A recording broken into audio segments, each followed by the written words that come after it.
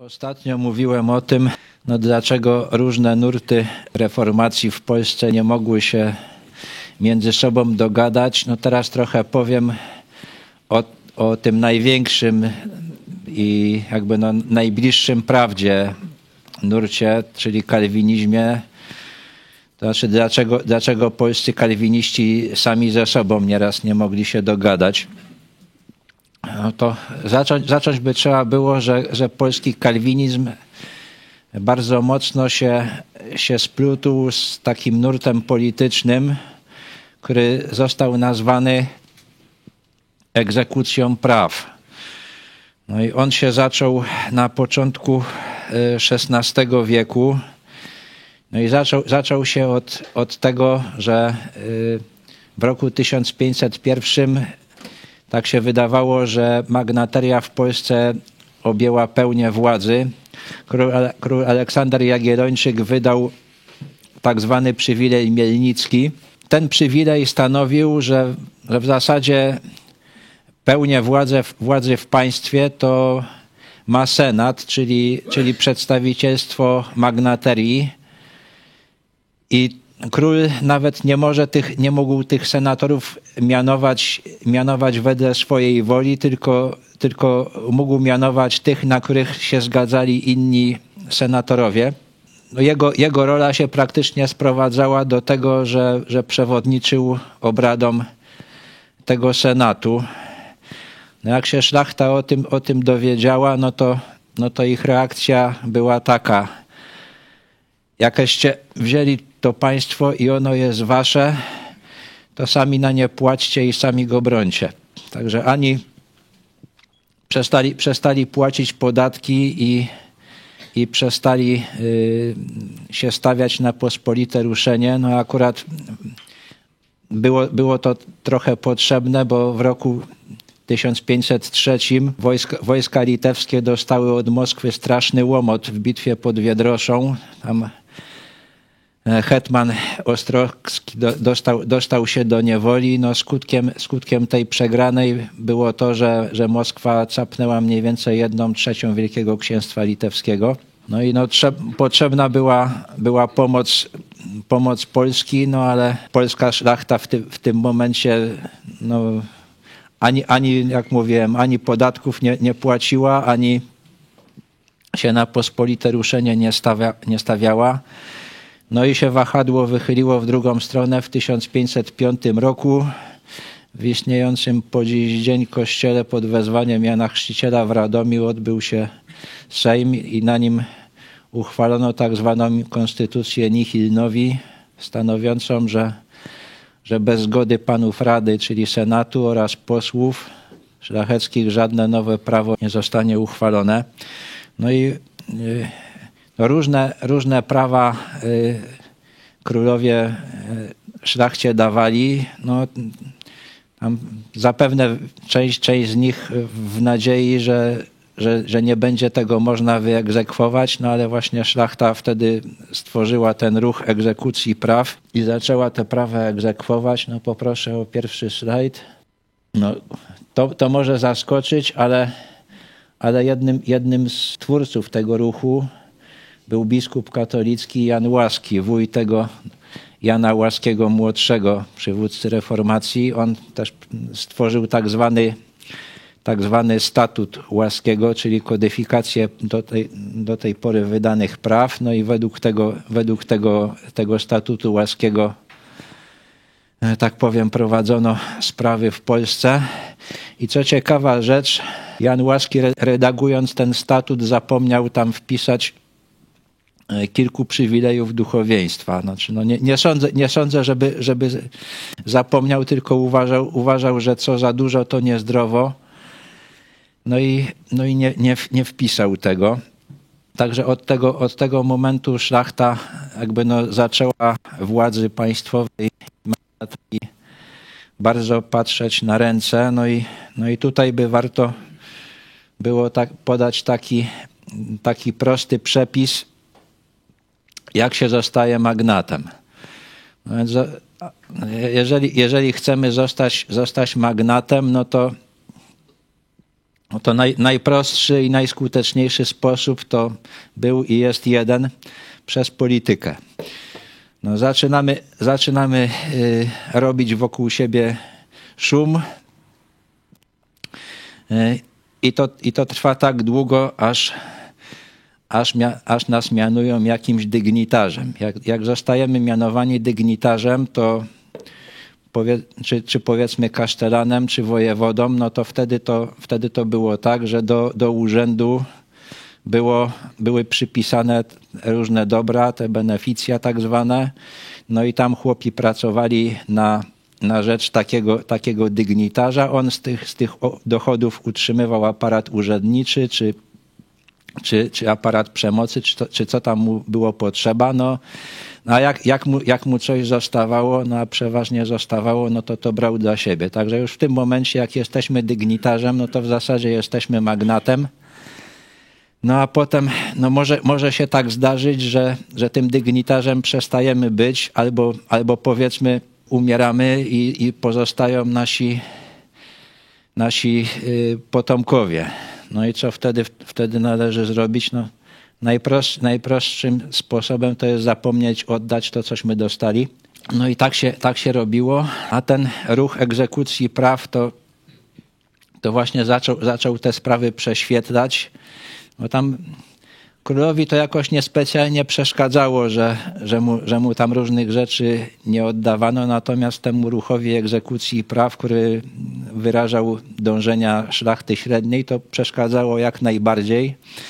No i oni zaczęli prześwietlać, zaczęli te nieoddane królewszczyzny inwentaryzować, domagać się, żeby te nielegalnie sprywatyzowane dobra zostały oddane i uzyskali spore sukcesy. Także w porównaniu z tym, co się w Polsce działo w latach powiedzmy 90. XX wieku, no to ten ruch egzekucji praw wypada naprawdę bardzo dobrze. Także no co po niektórzy bardziej nerwowi, no to nawet oddawali wszystko, co zabrali i przestawali być magnatami. No i co jeszcze? No, starali się ci egzekucjoniści, żeby te królewszczyzny obrócić na dobry cel. No i jednym z takich lepszych pomysłów ruchu egzekucji praw to była tak zwana kwarta. Znaczy oni wpadli na taki pomysł, bo w zasadzie to Rzeczpospolita stałego wojska nie miała. To wojsko się jakby tworzyło w przypadku wojny, co na przykład było nie najlepszym rozwiązaniem w wypadku najazdów tatarskich. A ile tych najazdów tatarskich było, no to historycy się spierają, bo to tam były najazdy takie duże, po kilka tysięcy Tatarów, a były małe, no i po kilkuset. Jedne i drugie najazdy pustoszyły kraj straszliwie. No Jasyr zabierali, pędzili gdzieś tam do Stambułu, czy gdzie tam można było potem tych ludzi sprzedać. Kto tam padł po drodze, to padł, kogo dopędzili do końca, to sprzedali. No a tego wojska nie dało się zrobić. No i ta kwarta została ustanowiona. To tak w rzeczywistości było trochę mniej niż 1/4 tych dochodów, ale udało się z tego utrzymywać tak między 4 a 6 tysięcy żołnierzy i to była najprawdopodobniej taka najbardziej wartościowa część wojska, to ci tak zwani kwarciani, to czasami to się o nich wspomina.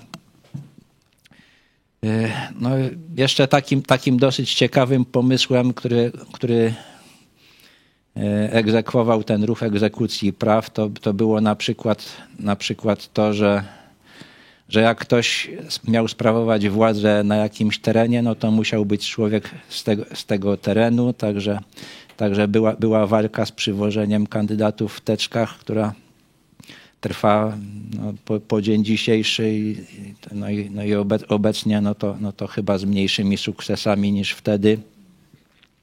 No było jeszcze takie coś, Tam na zasadzie, że co za dużo to niezdrowo, to oni ustalili taki zestaw urzędów, których nie można było łączyć.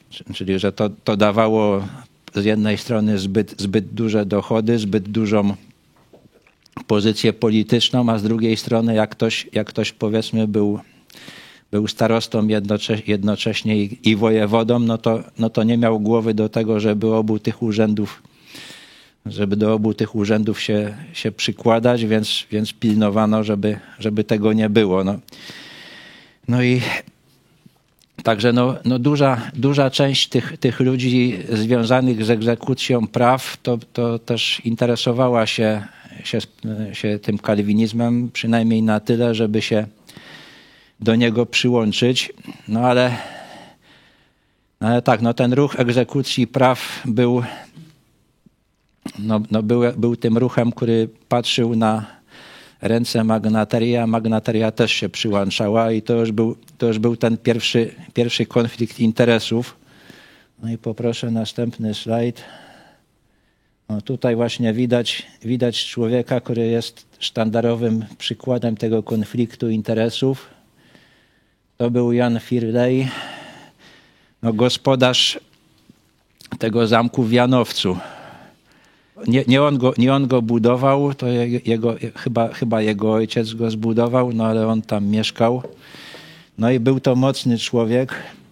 No i właśnie on tutaj ten konflikt interesów wystąpił, bo on łączył te funkcje, których nie można było łączyć. Tam jednocześnie zdaje się był kasztelanem i wojewodą krakowskim, a jeszcze dodatkowo był marszałkiem wielkim koronnym, czyli to tak w dużym uproszczeniu można powiedzieć, że to był mniej więcej odpowiednik dzisiejszego ministra spraw wewnętrznych, czyli człowieka, który jest odpowiedzialny za zachowanie prawa i porządku w państwie.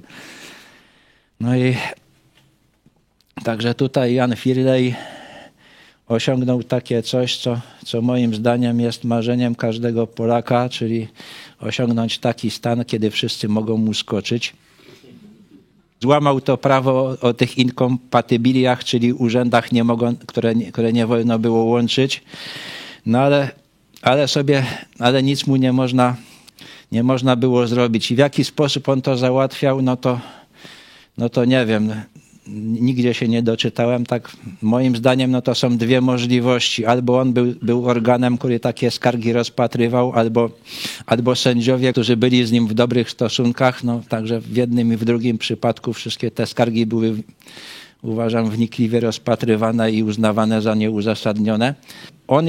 On jeszcze jest znany z czegoś takiego, z paru rzeczy, to jest bardzo ciekawa postać. Jeszcze parę rzeczy o nim powiem. Kiedy zmarł Zygmunt August i wiadomo było już, że będzie elekcja na króla, no to on chyba przymierzał się do tego, żeby tym królem zostać, no i wpadł na taki pomysł i bardzo nad tym pracował. Pracował nad tym, żeby elekcja się odbywała w Bystrzycy. A dlaczego on tak chciał, żeby to tak było? Bo tak sobie myślał, że to z całej Rzeczpospolitej to daleka droga na to pole elekcyjne. Na pewno to się przeciągnie. Gospodarstwa nie można za długo zostawić bez dozoru.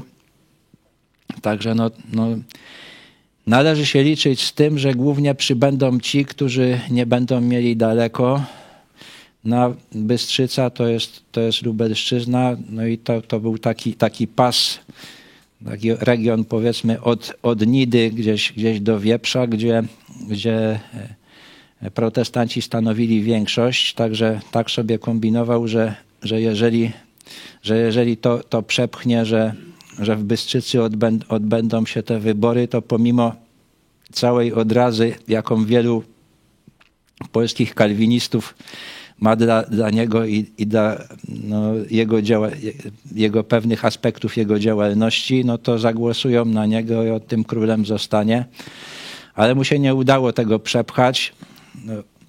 no, pole elekcyjne wyznaczono pod Warszawą na Mazowszu, gdzie przewagę miała szlachta katolicka i to, że tak powiem, przesądzało o wyniku wyborów. No tam to ewentualne zwycięstwo Firleja to też niewiele by wbrew pozorom protestantom dawało, bo on w tym samym roku 1574 umarł, także no i tak trzeba by było następne wybory robić, no ale no z jednej strony no tak z początku ja tak się dziwiłem, czemu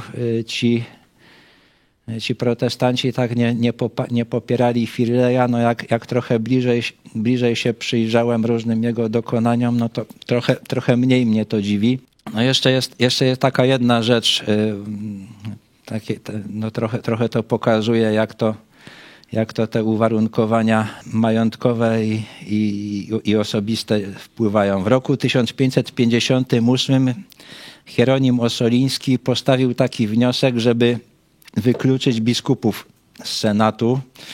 No i umotywował to tak, że wziął tekst przysięgi biskupiej, no i stwierdził, że tutaj mamy coś takiego, naszym językiem dzisiejszym byśmy powiedzieli konflikt interesów, że tutaj biskupi przysięgają wierność jakiemuś zewnętrznemu monarsze. No i jakim w ogóle prawem oni są dopuszczani do decydowania o losach Rzeczpospolitej. No i jak przyszło do głosowania, no to Firlej głosował przeciwko temu. No tak prawdopodobnie tak sobie kombinując, że jak się egzekucjoniści z sukcesem wezmą za biskupów, no to potem nim się mogą zająć. A on tego za bardzo nie chciał. No tak mówiłem o tych braciach Radziwiłłach, że wszyscy czterej zostali katolikami. Firlej miał 5 synów, no 4 zostało katolikami, 1 przy kalwinizmie wytrwał do śmierci. Z tych 4 katolików jeden z nich, Henryk, doszedł nawet do godności prymasa Polski. Także no tutaj jakby ten ruch w górę był jakby dominujący. No następnym takim konfliktem no to był konflikt narodowościowy między Polską a Litwą. No także no ci protestanci, kalwiniści litewscy, no to tam ciążyli w stronę Radziwiłłów. No Radziwiłłowie no dążyli do tego, żeby możliwie duży zakres odrębności Litwy zachować. No i tutaj znowuż był słaby punkt ich postawy, bo im zależało na tym, żeby obowiązywały litewskie prawa na Litwie, a litewskie prawa no to były takie, że magnaci no to mieli jakby z mocy prawa większe te prawa niż reszta szlachty, a znowuż reszta szlachty to by chciała mieć takie prawa jak w Polsce, gdzie każdy szlachcic był z mocy prawa równy. No i to wyszło, jakie to jest ważne, kiedy przyszło do zawarcia tej Unii realnej, tej Unii Lubelskiej. No i ta Unia Lubelska była z mocy prawa nierozerwalna. No także Radziwiłłowie i inni magnaci litewscy no to walczyli przeciwko temu, natomiast średnia i drobna szlachta no to bardzo chciała mieć te prawa jak Polacy. No także był taki impas. No i Zygmunt August z tego wybrnął w taki sposób, że jako wielki książę litewski najpierw przyłączył do korony polskiej Podlasie. Jak nie wystarczyło jeszcze Wołyń, potem Kijowszczyznę i Bracławszczyznę i w tym momencie to magnaci litewscy odpuścili i zgodzili się na tę Unię, no ale Unia, jak to Unia, no to zawsze narody będą miały pretensje do siebie i także ten antagonizm polsko-litewski często się odzywał, no też antagonizm małopolsko-wielkopolski, no to też miał znaczenie i to czasami się odzywało, no ale jeszcze taka sprawa, która uważam jest znacznie ważniejsza. No. Ja mówiłem o tym Marcinie Zborowskim, co to go bracia czescy nie chcieli przyjąć. No tam stwierdzili, że bardzo swawolny. No i tam mówiłem, na czym ta swawola polegała.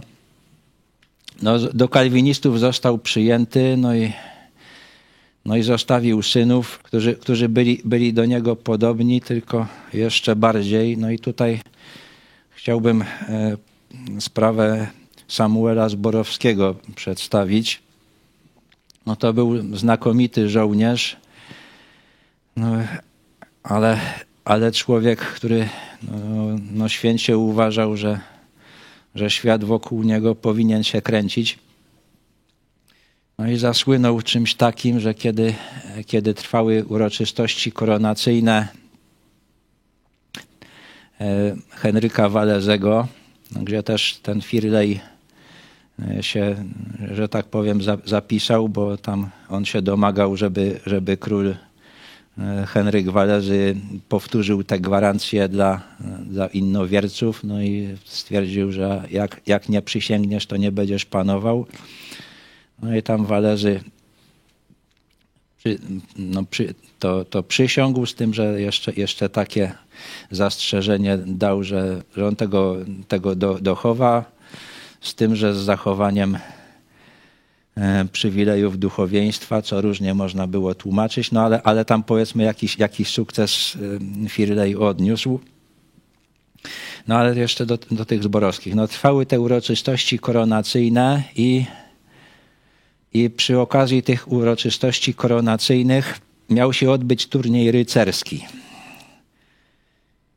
I sługa innego kalwinisty, Jana Tęczyńskiego, no, podjął jakby tam te kopie się stawiało, no i Karwat, ten sługa Tęczyńskiego, podjął kopię Zborowskiego, co Zborowski uznał za straszną obrazę wobec siebie, bo Karwat nie był szlachcicem, no i jak on w ogóle śmie z nim się potykać. Także wielkie miał pretensje do Tęczyńskiego, że swojego sługę tak nie upilnował i stwierdził, że ta zniewaga krwi wymaga, no i wyzwał go na pojedynek. No Tęczyński akurat takiej broni, którą można było zabić, nie miał przy sobie, no a Zborowski nalegał, że się koniecznie chce pojedynkować, także Tęczyński odjechał, żeby jakąś ostrą broń śmiercionośną przywieźć. No a w tym czasie, kiedy jego nie było, no to napięcie w dalszym ciągu trwało, co się skończyło tym, że Zborowski z Karwatem że Zborowski zaatakował tego Karwata i zaczęła się bitka. I przyglądał się temu kasztelan przemyski Andrzej Wapowski, no i chciał ratować powagę uroczystości i chciał ich rozdzielić. No i tutaj Zborowski znowuż uznał to za obrazę majestatu i wziął czekan i Wapowskiego dziabnął. No to nam kiedyś panowie husarze pokazywali, jak czekan wygląda i tam tłumaczyli, że to jest taka broń, której trafienie jest w zasadzie zawsze śmiertelne. No tutaj wygląda na to, że tak ten Zborowski nie chciał go zabić, bo Wapowski żył jeszcze 3 dni. No i potem zdaje się, że Zborowski święcie był przekonany o tym, że Wapowski to jest sam sobie winien, bo zamiast się leczyć, to tę ranę wszystkim pokazywał. No i wydało się zakażenie, no i tam po tygodniu zmarł dopiero, więc on tam uważał, że winien wcale nie jest. No skończyło się to w taki sposób, że został skazany na banicję. I co to znaczyło, że jest skazany na banicję? To znaczy, że nie ma prawa przebywać w kraju, a jeżeli przybędzie, no to każdy ma prawo go zabić i nic mu nie będzie. To właśnie banicja się trochę różniła od infamii, bo jeżeli ktoś był skazany na infamię, to też każdy miał prawo go zabić i był za to nagradzany. Jeżeli miał banicję, no jeżeli była sprawa z banitą, no to po prostu nic mu nie było, ale też nagradzany nie był. No oczywiście takich ludzi, którzy by chcieli Samuela Zborowskiego zabić, to nie było zbyt wielu, bo on rzeczywiście żołnierzem był świetnym, także nie była to prosta sprawa. Także on sobie przyjeżdżał. Henryk Walezy odszedł, przeniósł się do Francji, nastał Stefan Batory. Tak nie bardzo umiem wam powiedzieć, czemu Zborowski Batorego tak nie lubił, no ale nie lubił, intrygował przeciwko niemu, no i między innymi doprowadził, on też był, przystał do kozaków, nawet został ich hetmanem podczas tych wojen Batorego z Moskwą, no to się zasłużył, no być może właśnie o to Zborowski był obrażony, że po tych zasługach to powinna być banicja zdjęta, a nie została. No i zaczął intrygować z Habsburgami, no i między innymi zrobił coś takiego, że poprowadził wyprawę kozacką w ziemie tureckie, no i sułtan uznał, że jest to powód do wojny i zażądał od króla polskiego ukarania winnych, a jeżeli nie, no to groził rozpoczęciem działań wojennych. No akurat Zborowski był w Polsce i wiadomo było, że jest. No więc Zamojski i Batory stanęli przed bardzo trudną decyzją, bo to i zostawić go było źle i zaczepić go było źle, bo no wiadomo było, że za nim stoi cały ród Zborowskich, którzy obstawiają i wyznanie kalwińskie i też luteranin był, też mieli luteranina w swoich szeregach i katolika również, także wszystko pozostawało w rodzinie.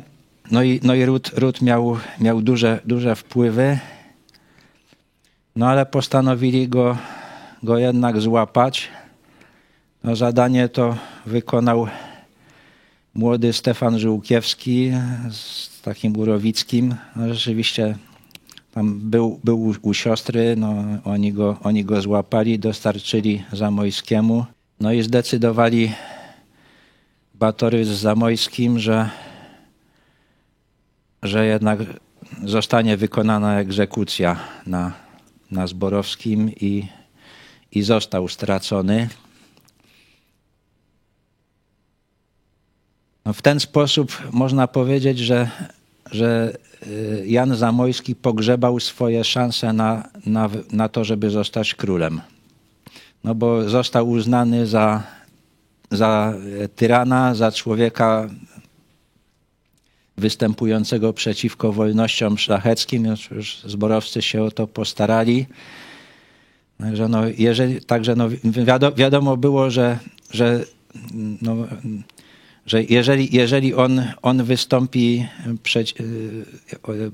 będzie startował, no to staną na głowie, żeby tym królem nie został. I Zamojski ocenił, że kiedy była ta elekcja po śmierci Batorego, że nie ma szans, że tylko swój autorytet straci, więc nie wystartował.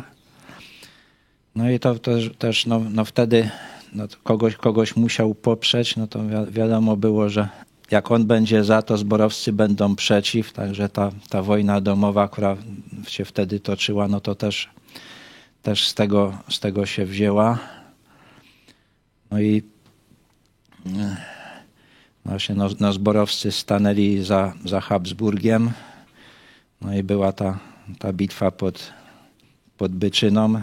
12 000 ludzi w tym uczestniczyło, 3000 zabitych, czyli zaciekłość była straszliwa po obu stronach. No a dlaczego to jest takie ważne?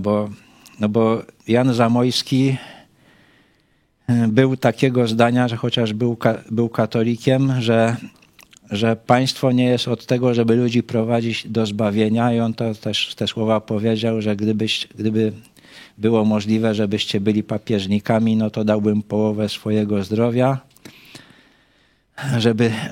żeby tym się cieszyć, ale gdyby wam gwałt czyniono, to dam całe zdrowie, żeby na to nie patrzeć. I myślę, że to mówił szczerze. On tak uważał, że ta wolność to jest prawdziwy fundament Rzeczpospolitej i był zdecydowany to bronić. Także myślę, że w interesie polskich protestantów po śmierci Batorego, to było poprzeć Zamojskiego, ale właśnie skutkiem tej konfliktowości w łonie kalwinizmu, to było to, że Zamojski tym królem nie mógł zostać i to otworzyło drogę do tronu Zygmuntowi Wazie, także można powiedzieć, że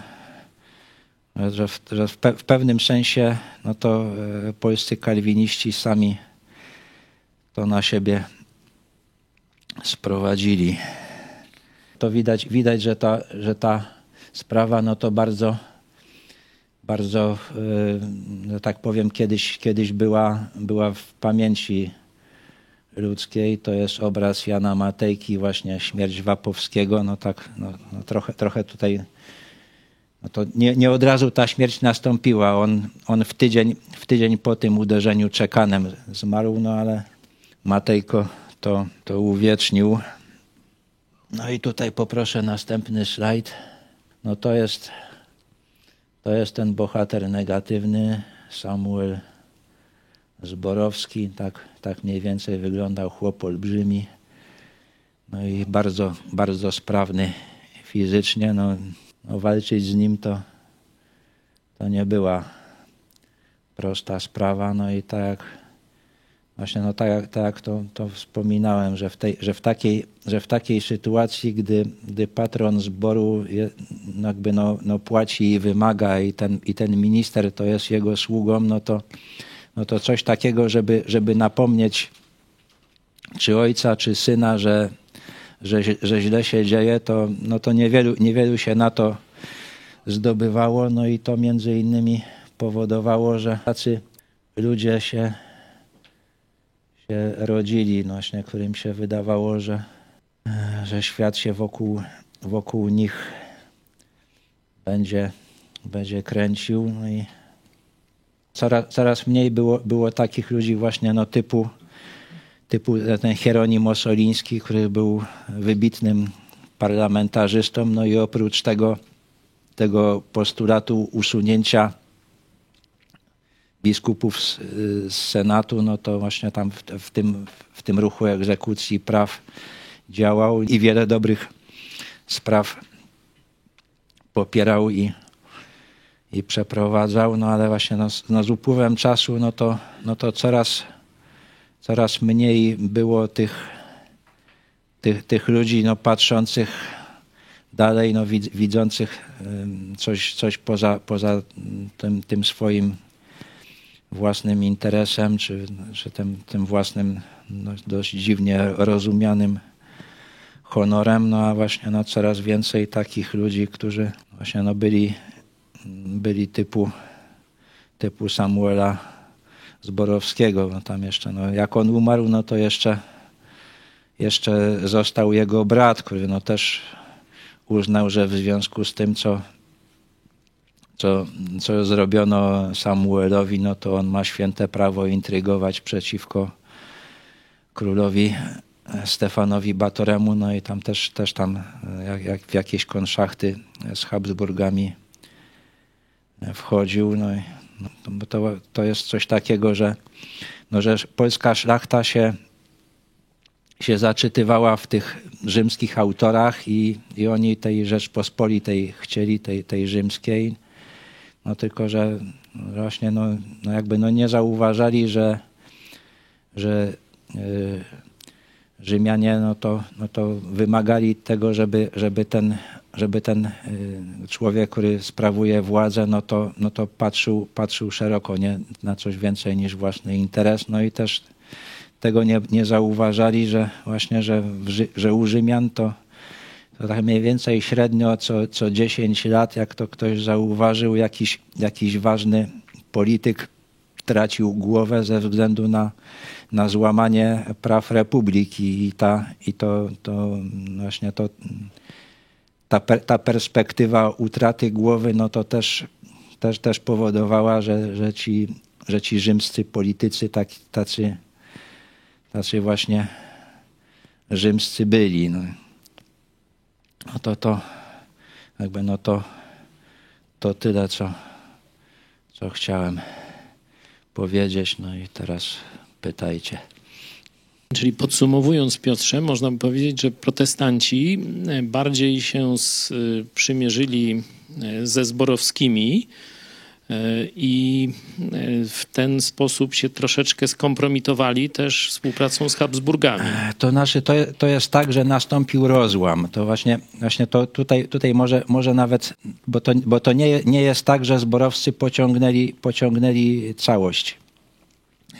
Właśnie tutaj raczej chodzi o to, że kalwiniści, dlaczego kalwiniści nie byli w stanie czegoś przedsięwziąć. To właśnie zawsze było tak, że oni byli po obu stronach, że z jednej strony byli tacy, którzy byli za Habsburgami i do których zborowcy trafili.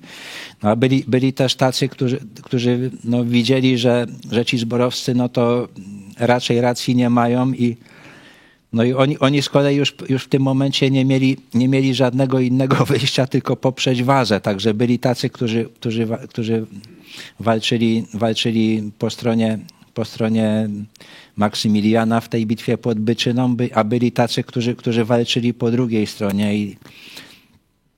No i też byli tacy, którzy popierali wazę.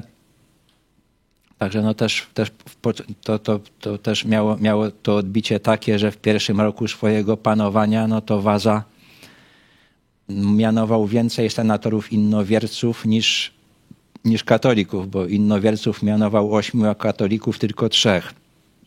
No bo wtedy jeszcze musiał się liczyć, i miał ten dług wdzięczności, ale potem to już była ta polityka, żeby wycinać protestantów z Senatu i to konsekwentnie Zygmunt Waza realizował.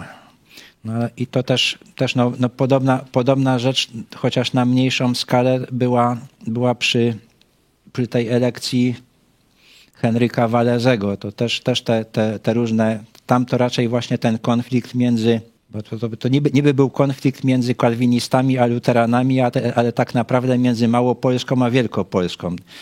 Także tutaj jakby poza tym miejscem elekcji, to znaczenie miało, kto będzie interrexem.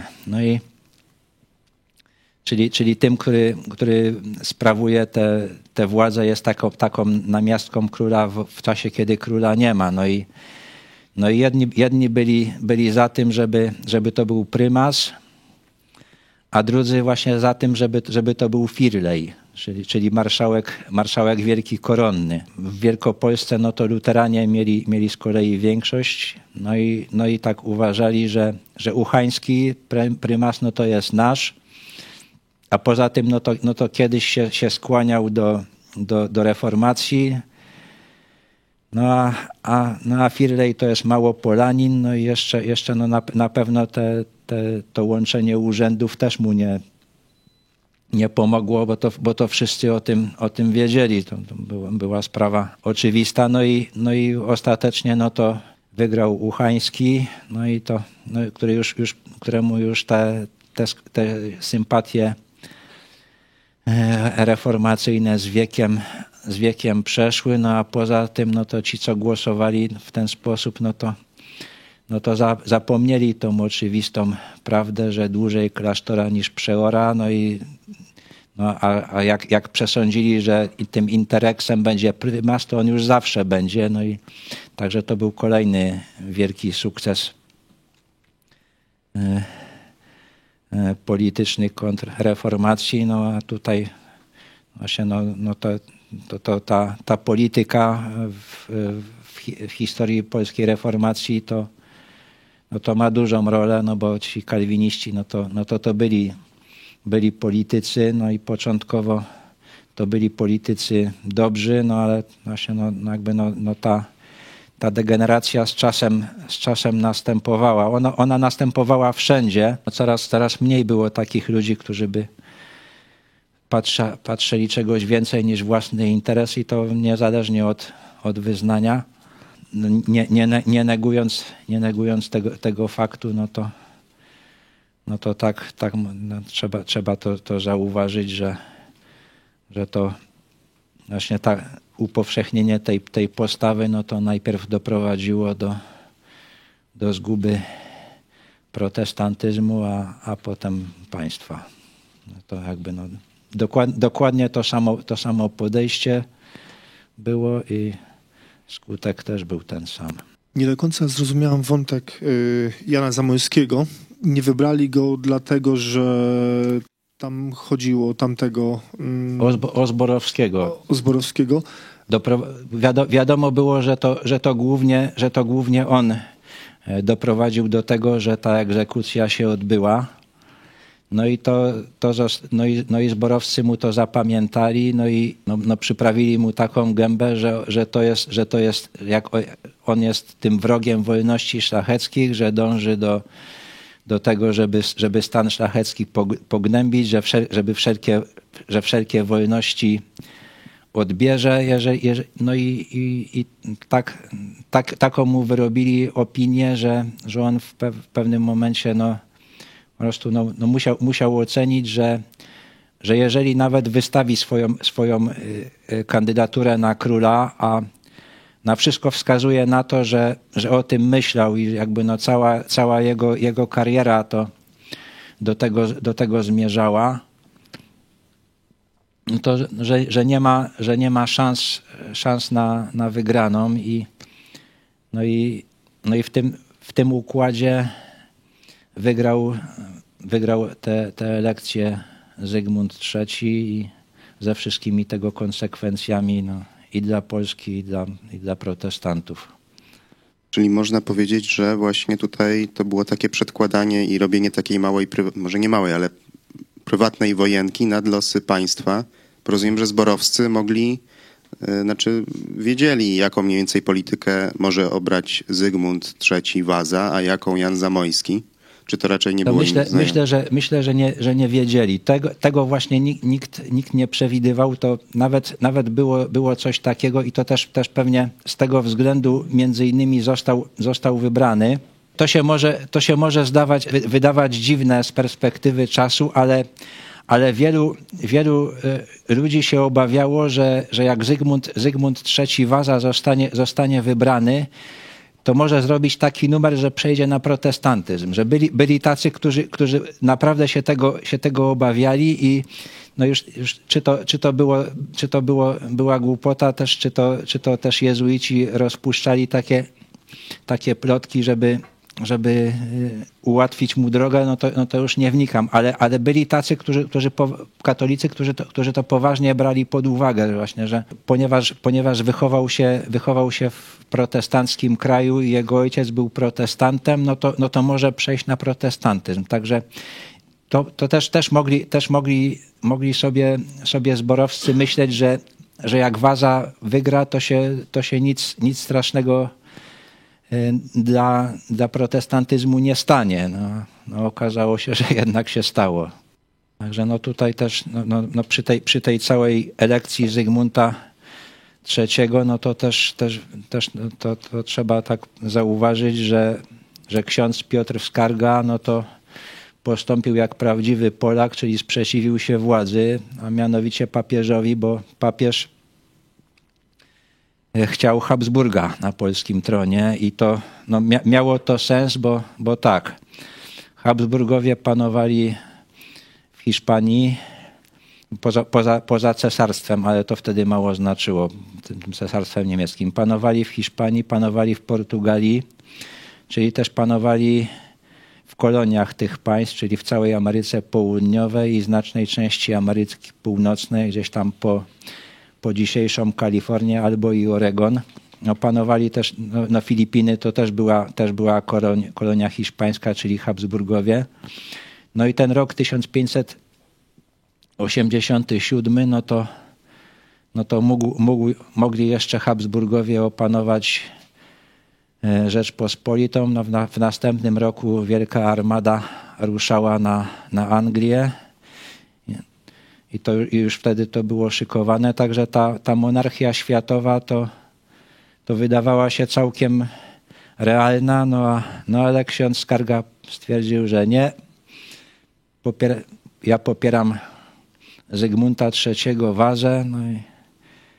No i tak z punktu widzenia interesów katolicyzmu w Polsce, no to na pewno wybrał słusznie, a być może też nawet w skali świata, że być może ten Habsburg by się w Polsce nie utrzymał, a Waza się utrzymał, bo to prawie że Jagiellon i to dało okazję, żeby a młody Żółkiewski, on wtedy jeszcze był za młody, czy nie miał takich aspiracji? No, to nie wchodziło w grę. On był to było zbyt niskie szlachectwo. No zresztą to jest coś takiego, że przy każdej takiej elekcji, no to jest ten problem, że tam wybieramy Polaka. No to znaczy, że jakiś ród zostanie wyniesiony, a to się nie może podobać innym. No i to przy każdej takiej elekcji właśnie to bardzo, bardzo wychodziło, bo to i tak było, kiedy tego Michała Korybuta Wiśniowieckiego nieszczęsnego wybrano, no to wszyscy potem pod nim ryli. Potem został wybrany Sobieski, no to jak on rył pod Wiśniowieckim, tak poznał ten problem z drugiej strony. A jeżeli chodzi o Żółkiewskiego, no to on już jako, to nawet jak był hetmanem, to ludzie, to ci, którzy pod niego podlegali, to byli chorzy i nie chcieli go słuchać, co się nieraz strasznie kończyło, bo on naprawdę na wojnie się znał, no i tam ta Cecoran, czy ta klęska, to się wzięło stąd, że Żółkiewskiego nie słuchano.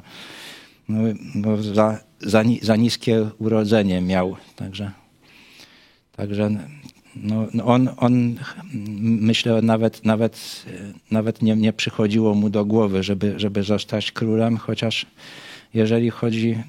jeżeli chodzi o pojmowanie interesu państwa i w ogóle podejście, to nie ukrywam, że to jest mój faworyt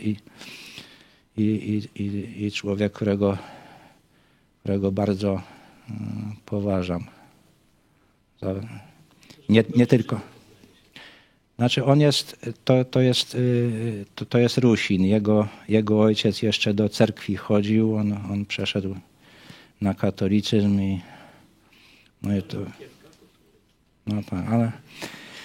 ale to Żółkiew też jest pod Lwowem i on prawdopodobnie stamtąd. Czy rola tego króla Walezego mogłaby się potoczyć, czy powiedzmy jego rola, czy on miałby jakiś wpływ na to, żeby protestantyzm powiedzmy przetrwał, gdyby nie wyjechał do Francji? Całkiem możliwe, że tak. Jakby to wskazuje nawet jego postępowanie zaraz po koronacji. To jest taka ciekawa sprawa, mało kto wie.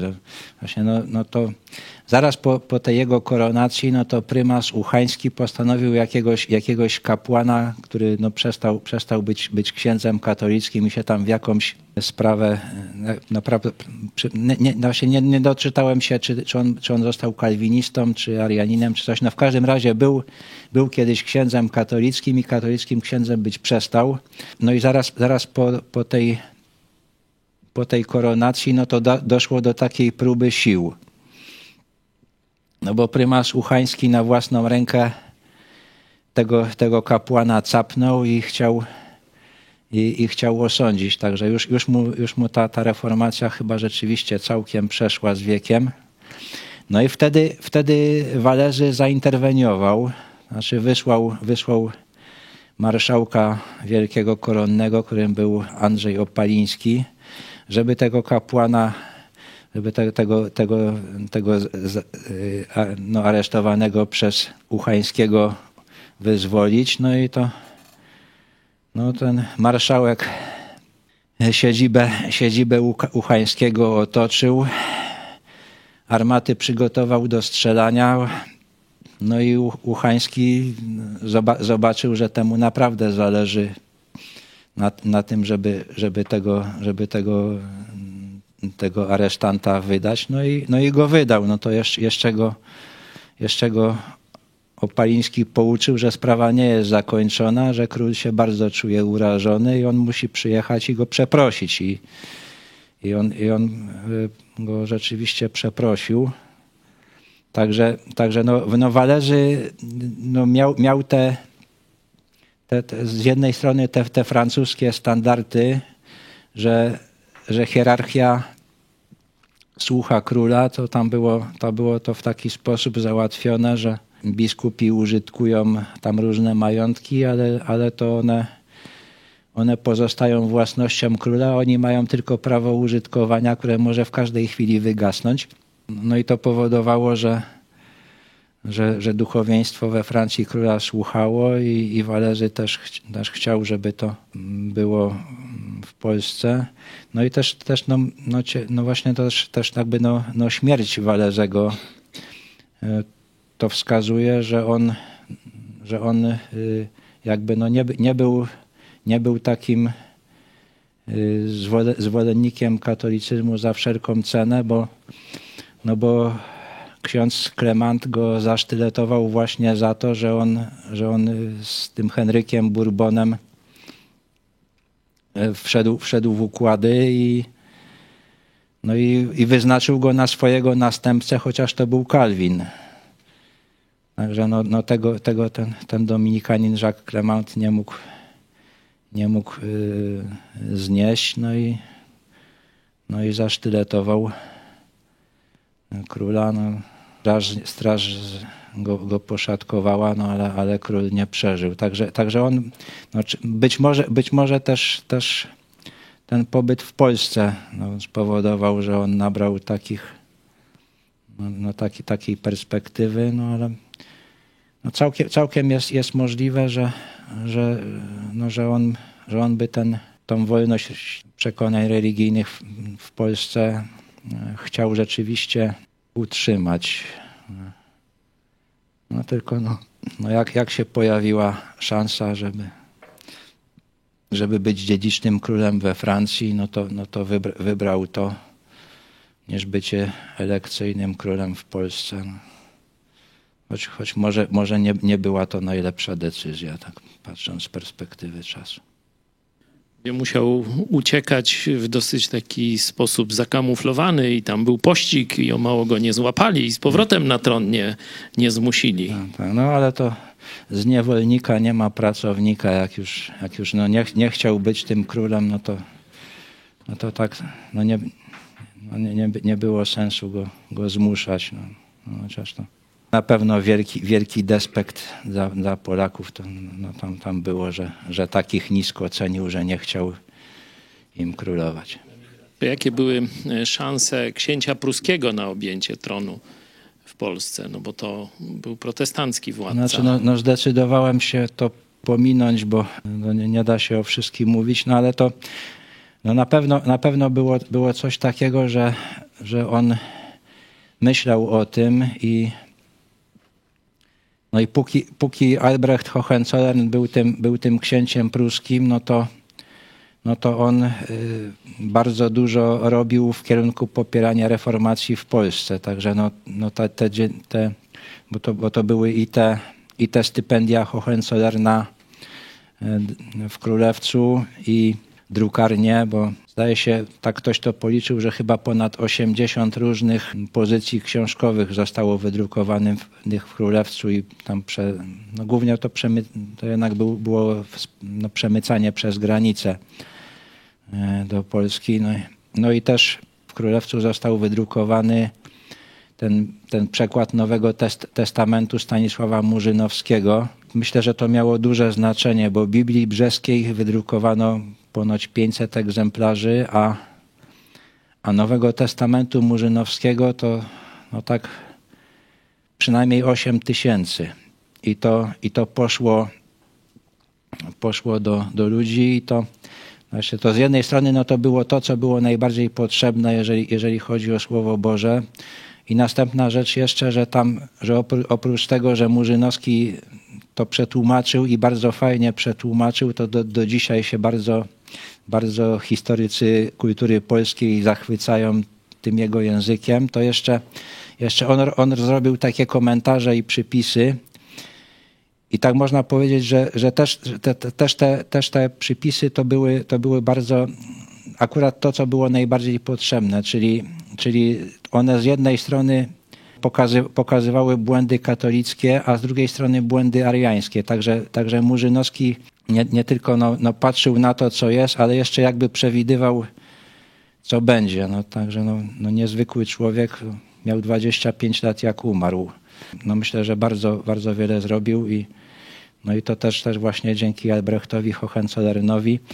No i też było blisko tego, Albrecht poparł w końcu Łaskiego i to w końcu także był gotów jakby wspierać te dążenia Łaskiego do zjednoczenia jakiegoś współdziałania kalwinistów i luteran i też gotów był wyłożyć pieniądze na ten uniwersytet w Pińczowie, tylko to polscy luteranie w końcu zdecydowanie powiedzieli, że sobie tego nie życzą i dopiero wtedy ta sprawa upadła ostatecznie. Także dopóki on żył, to Prusy książęce dużo robiły w tym celu, żeby wspierać reformację w Polsce. Poza tym wszystkim, to były korespondencje. On tam pisywał z bardzo wieloma ludźmi w Polsce, to też starał się popychać w tę sprawę w ten sposób. A w roku 1568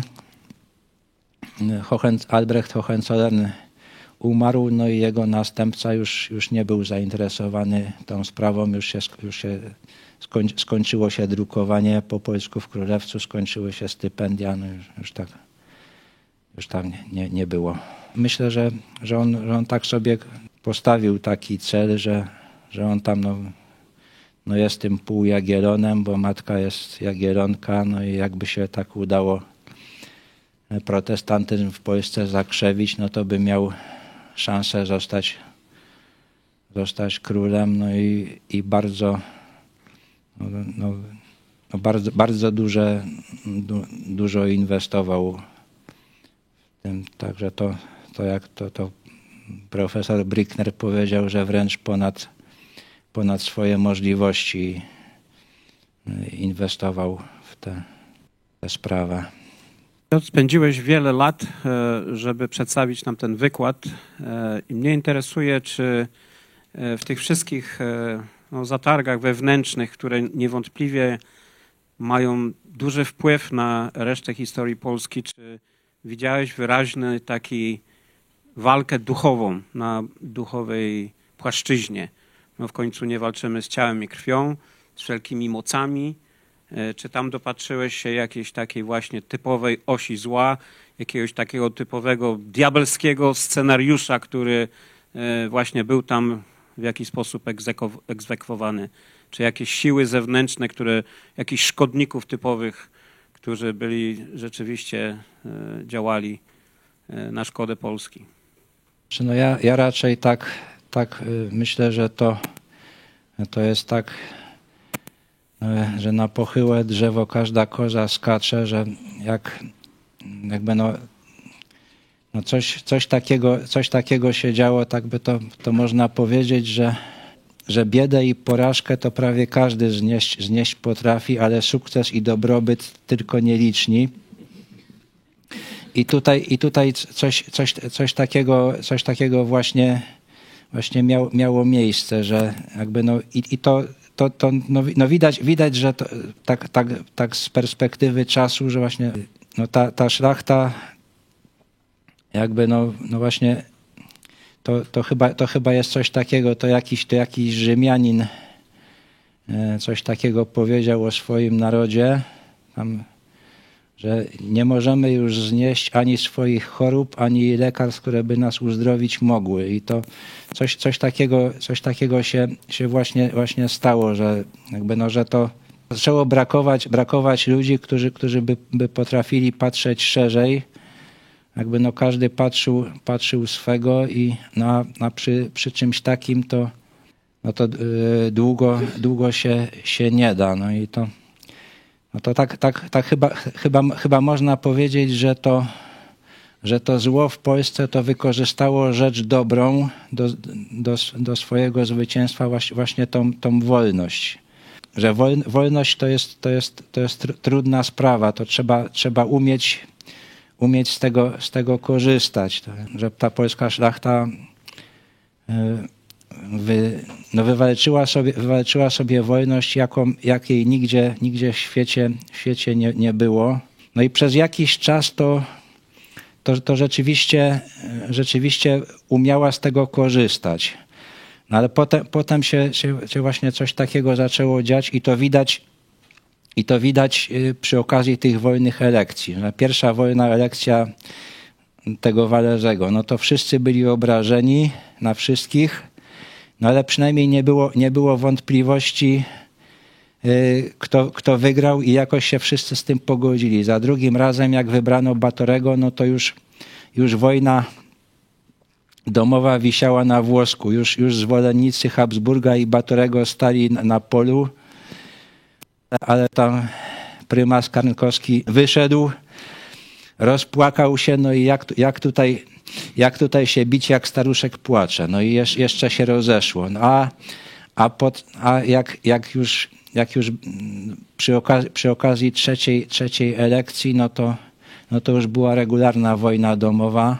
Jakby cały ten system prawny był nakierowany na obronę tych wolności szlacheckich, a na to, że trzeba pewnych ludzi jednak karać, przywoływać do porządku, no to już tak nie za bardzo. I jak w pewnym momencie została jakoś przekroczona ta granica, że tych, którzy rozumieli, jaki jest interes państwa i że trzeba mu różne rzeczy poświęcać, jak w pewnym momencie ta granica została przekroczona, to się zaczęło sypać.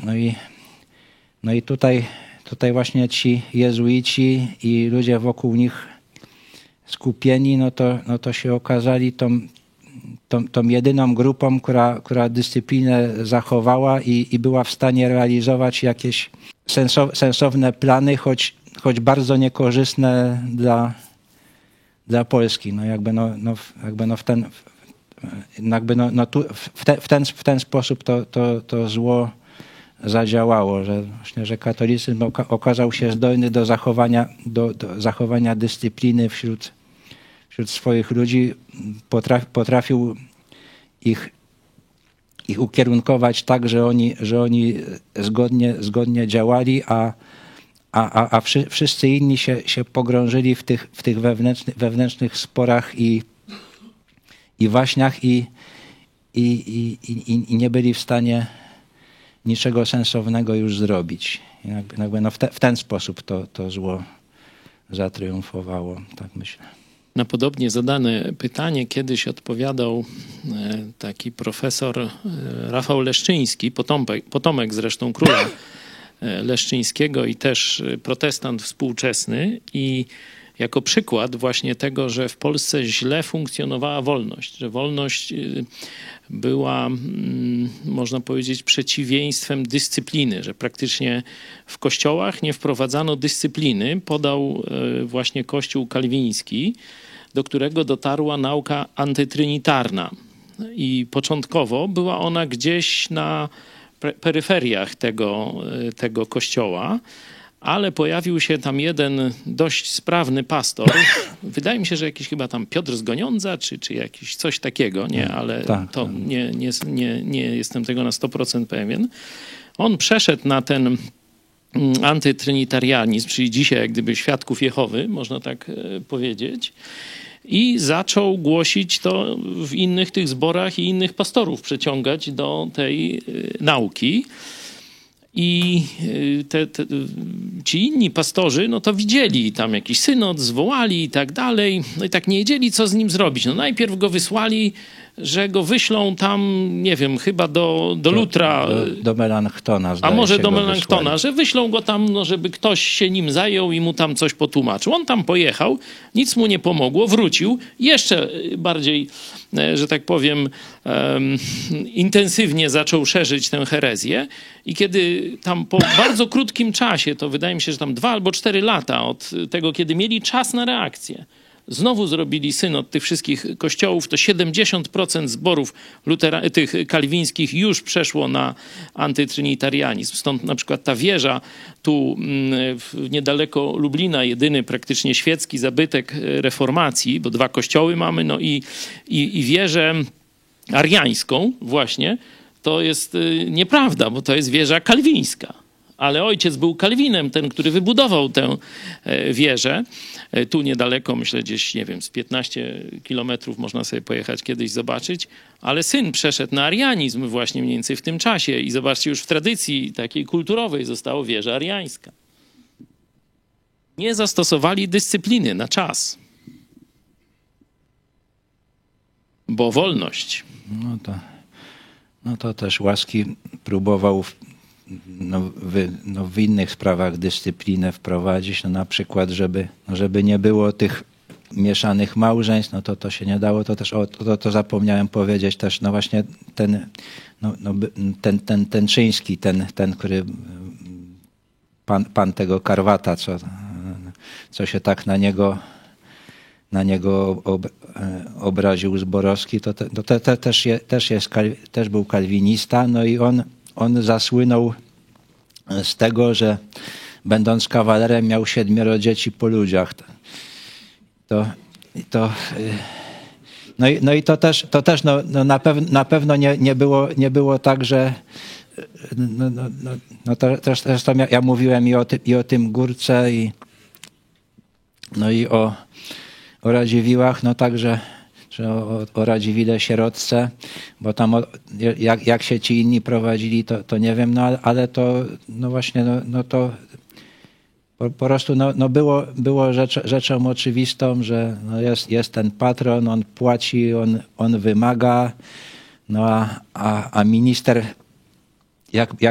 jak mu się nie podoba, no to wyleci ze służby, no i wtedy każdy sąd biskupi może go capnąć i postawić nawet na stosie, bo on jak nie ma szlachectwa, no to nic go nie chroni. Żeby tę dyscyplinę wprowadzić, no to by właśnie musieli patroni zacząć od siebie, no a to właśnie